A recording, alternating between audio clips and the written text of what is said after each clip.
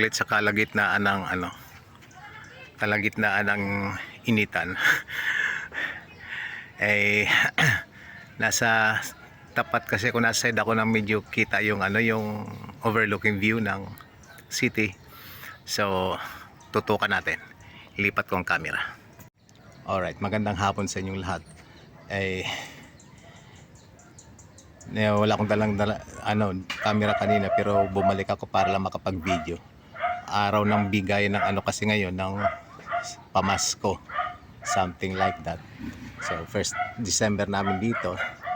We don't know yet kung ano mga events dito, and binigyan kami ng stub, kaya pumunta kami dito. Wala pa naman yung yung mga items, so bumalik ako para kumuha ng cellphone para makapag video, kasi ito kitang kita pala dito yung ang city view. And tutok natin dito sa, hindi ko lang gaan maninag dahil sa nasisila ko sa araw. Ito yung daan na ito, papunta daw to ng Pagray, I think barangay ng Pagray going to Antipolo.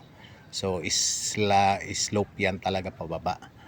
Nakadaan ako dyan actually nung nagkasunog sa Pasig, dito dumaan, and tingin ko talaga risky tong na to, ang daanan na to. May motor kami, nakatinggal lang doon sa bahay, and I'm not sure yet kung magagamit ko dito. Unang-una flat na, tapos kinainangat na yata ng daga yung linya ng gasolina, so wala nang gasolina. I don't know. So, pagdating ng summer na lang, pag-isipan ko yung mga ganun bagay. So anyway, kitang kita dito itong view. Yeah, itong nakatutok ko ngayon, it's somewhere in Pasig yan, Pasig. I think yung mga high-rise buildings na yon, Ortigas yun. I know that for the fact na nung magkasunog noon, doon sa may tapat na yun, itong tapat na to, ang kitang-kita yung usok noon ng apoy doon sa bahay namin doon sa Pasig. So yeah, itong tutok na to. Yan, unfortunately, pag sinide ko dito sa kabila, hindi gana matamaan ng dahil sa kahoy. So akit ako mamaya doon sa taas-taas pa ng konti para makita siya. And dito sa lugar na pala to, medyo marami-rami silang bahay. Whereas doon sa may tapat namin, hindi pa gaano. Isolated pa kami. So akit muna ako para makakuha ako ng closer, ng actually mas maganda-gandang view. Let's see. Umulan kanina. Shower lang naman actually, kaya medyo maputik na naman. Kaya ako'y nakapandong. And akit muna ako. Ayan, sundan na lang natin. Hindi ko na siguro i-pause ang camera. At para madaanan natin itong lugar na to. Then makiki-shortcut ako dito.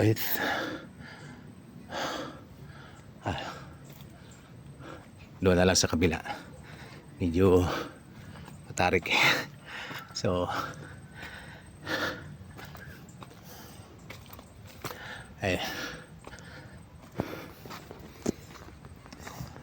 yan, may daanan din dito.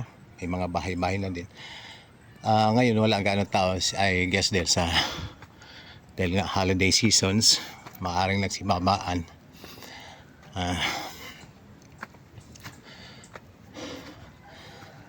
And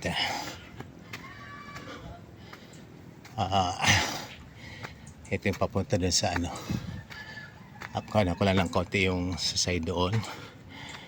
Ayoko lang pasadaan kasi baka may ayaw mabidyohan. So dito lang ako punta. Okay, yun doon sa may side na yun. Ayan, yun sa Manila area. Then unfortunately tatakpan tong side ng ano yata to, tama, Manila pa rin to, Manila. So dito na lang tayo sa kabila.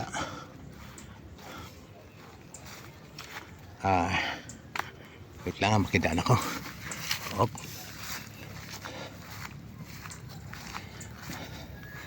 Alright, umpisa natin sa may gilid dito.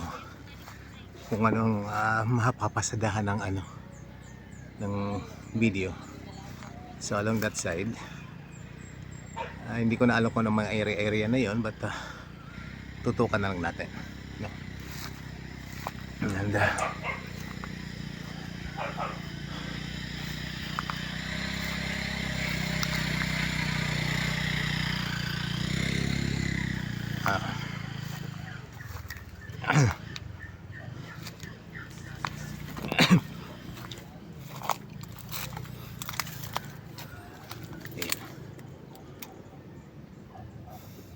beautiful, isn't it? Try nating ayan, medyo umula, medyo maulap, as predicted by ano yung sa weather ngayon. Ang prediction says maulap, cloudy, ngayon hindi lang cloudy, magkaroon namang ulan-ulan. Ganda pala ng mga andito pala yung mga bukid-bukid, may mandami ng mga bahay-bahay. Napasyal na kami dito a year ago nung nag-hanap pa lang kami ng maano ditong lupa, ano ba, makuwer na ano lote. So hindi ko nakita itong hindi napagtatutukan ba, napakaganda pala dito.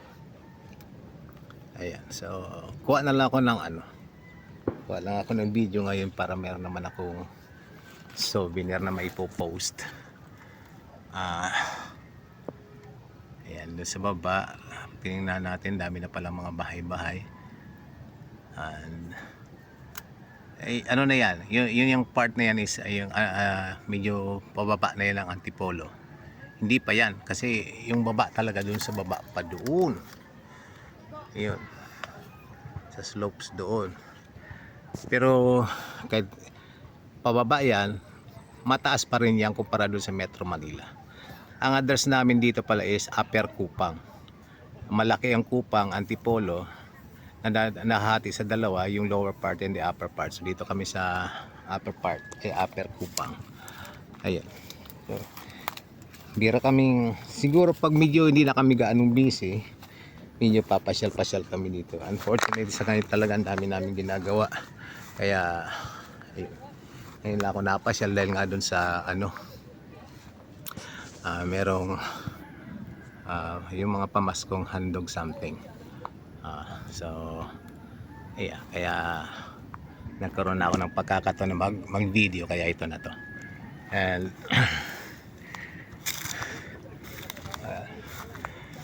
inaambot na naman ako ng ambon.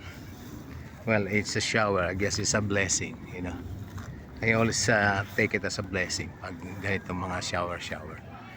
Oh, meron pala dun mga mukhang housing yun, oh. Sa may side na yun, oh.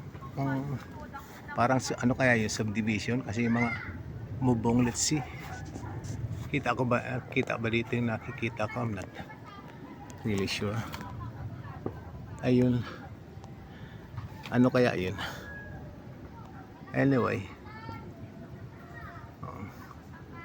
mga bahay-bahay nga at magagandang klaseng bubong. So we can assume na parang village yun, or yun nga, village. We call it village is yung subdivision. So yeah.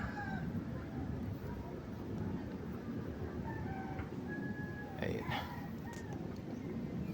So maganda dito. Yung mga gusto talaga ng sagap ng sariwang hangin dito sa lugar na to, ang I have to be honest talaga, ang laki ng pinagbago ng katawan ko. I mean, yung physically talaga nagbago ang katawan ko. Kaya nakakaakyat na ako ng mataas na puno. So hindi lang akyat baba ng bundok kasi pero kahit puno nakakaakyat na ako.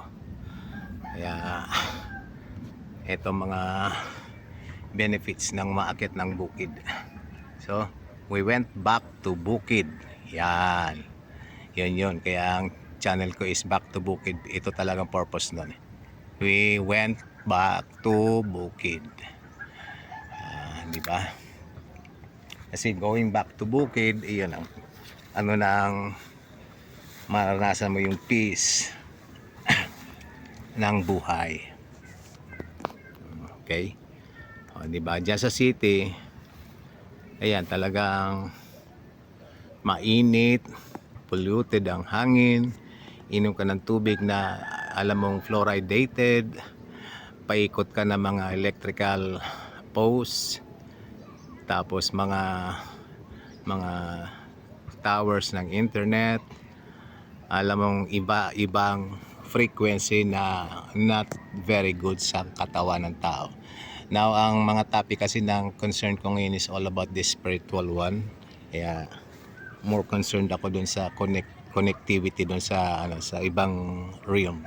Hindi na yung physical world na mas binibigyan namin ng ng priority ngayon ng aking misis, si Erna, si Simply Erna. So, ang focus namin ngayon ay more on peace of mind, yung yun na yun. Something like, wala pang gaano maniniwala ng mga ganitong topic, but yung sa ng enlightenment, no? Yung connection mo dun sa soul and spirit, hindi yung physical body. Kaya, yun na. And I do feel na talagang nagbago na. Mayroon ng malaking transformation ng katawan ko. Kaya, kung gusto niyo ng pagbabago ng iyong ng iyong pakiramdam, mabitawan niyo yung mga hinanakit, yung hatred, yung mga jealousy, yung mga katakawan, yung greed. Leave the city behind, no? Punta kayo ng bundok, like what we did. Sa dito, yun ang peace of mind, no? Hindi namin hangad yung mga yung mga material na yung mga we have to live, we have to go on, of course. Pero ang laki ng bawas ng namin. Hindi na kami nakikipag sa competition ng mga business sa magtrabaho. Just earn money, ubos din naman sa sa renta ng bahay, sa bayad sa kuryente, sa bayad sa tubig, all those stuff. Kaya dito nakakalibre kami ng tubig, libre kami ng kuryente dahil sa meron kami solar panel. Sadly, not exactly libre, pero yun, dahil sa may solar panel kami. And, yun. Pero other than that, pinaka-importante doon yung yung nasasagam na sariwang hangin. Ang elevation kasi ng elevation itong hindi ko lang kabisado, pero I check minsan na malayo ang pagkakaiba ng altitude dito sa Antipolo kumpara diyan sa Metro Manila. So doon pa lang talaga physically nag-elevate na kami, no? Yung literal na ascension, So what more, we're after the spiritual ascension, the enlightenment. Kaya dito mas makakapag ka ng say, yung calmness kasi, kumbaga hindi ka man mag-meditate, it's as good as nalilinis na yung katawan mo because of the negative energies that are being released, I don't want to be more to get more complicated on that kasi hindi ko pa naman talaga yun.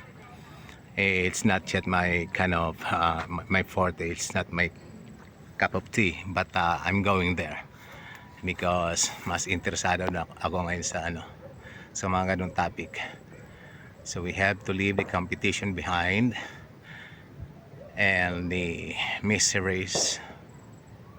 Pag nandito ka, lesser ang mararamdaman mong yung mga bad emotions. Kaya naroon ka talaga transformation. So yun. Okay. Ko muna saglit kasi on that side nandun sila naghihintay nasa likod doon ng mga tao na naghihintay ng ayaw kong itutok doon kasi baka may ayaw magpa-video, so dito na lang ako. Kaya later on kung makakit ako sa taas, mag-video ako ulit para makuha na ko yung I don't know kung mas maganda siya o hindi. So anyway, tigil ko muna to. I will try to go further up para makapag-video. Okay. Ito yung karugtong na sinasabi ko, punta sana ako dun sa taas malayo masyado yung kukuhanan ko ng ng video. So dito lang sa una ng konti. Dito sa may tapat dito, ito yung tinawag nilang court. Meron diyang basketball court pero lang hindi simentado. Siguro mamaya baka mabidyoan ko. Diyan pamimigay mamaya yung pamasko. Ayoko mag-video kasi na maraming tao, baka maya maraming ayaw. So may nagpapatugtog, alam ko makaka-copyright to, so baka pag tigil ko na lang. Pero ito na tsempohan kung mukhang may sunog doon. I don't know which part is that, pero may sunog. Yan nga natin, enhance nga natin, i-close up nga natin. Oh my god, may sunog nga. Sunog nga ito.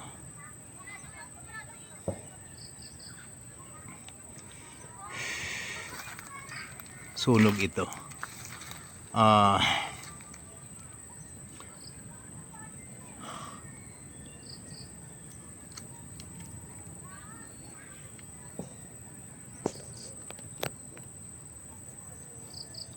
Saan kaya yan? Alamin ko na lang siguro by the time na may post ko to, baka malaman kung saan yung sunog na yan. Ayan, kuhanan ko na lang ng video.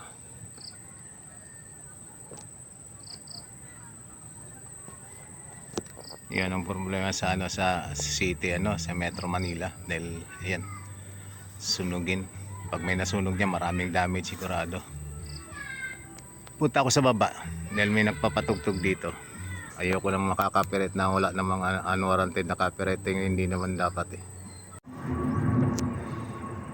Ayan bumaba ako ng konti kasi doon sa may taas na nung makita ko yung sunog kanina, maingay. Patugtog December. Medyo may tiyahan. Ito buo ko ng wow, fortunately mukhang patapos na yung sa nagapan. Thank God. Yung makalaki close up. There you go.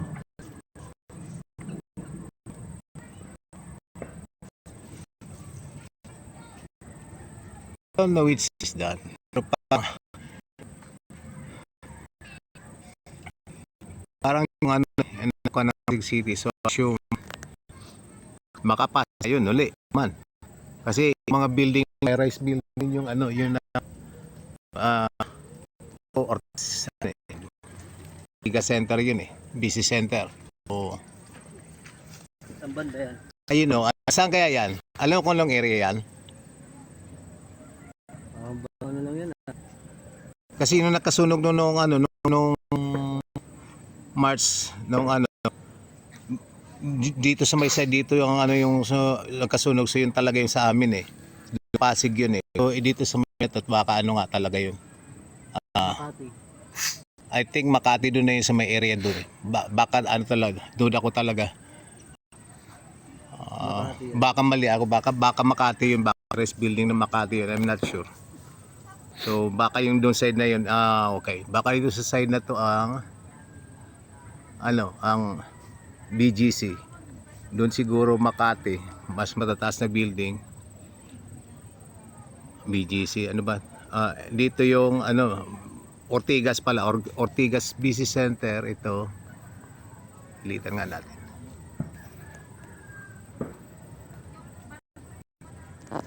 Baka dito sa may side na to, Dami ng bahay. Diyan siguro yung BGC. BGC, ako ng BGC. Ortigas Busy Center. And then dito sa may side na to siguro Makati.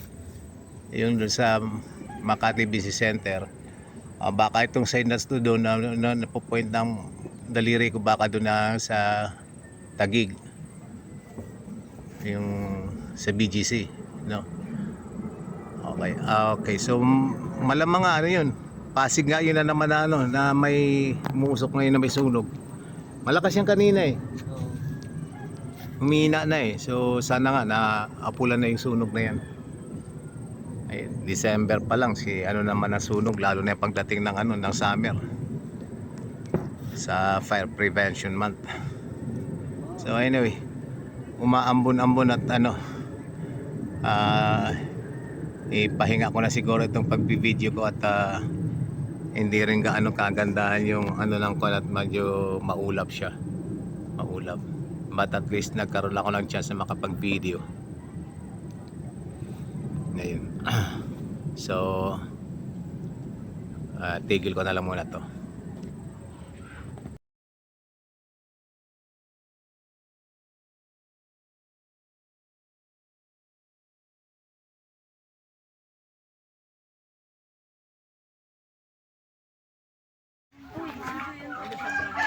Videoan ko lang saglit itong ano. Itong court dito, yun. Ito yung covered court. Covered court. Court dito. Ito yung aming, itong ano dito. Yan. Yung bigay nung, ano, nung pamaskuhan dog. Ikot natin yung camera, papunta dyan. O dito, takip lang ng ano. Ayan, dumaan lang ha, dumaan lang.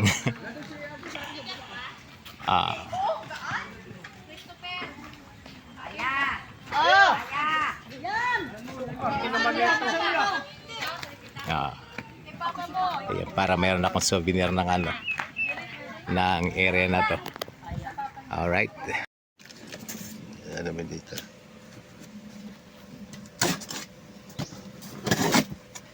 Ano kaya ang mystery box? Laman ng mystery box. May kape. Ah, very nice. Yung package ng pagkakaisa. Yun, yung dilata, At merong, syempre, advertisement. Not bad. Thank you. May asukan pa,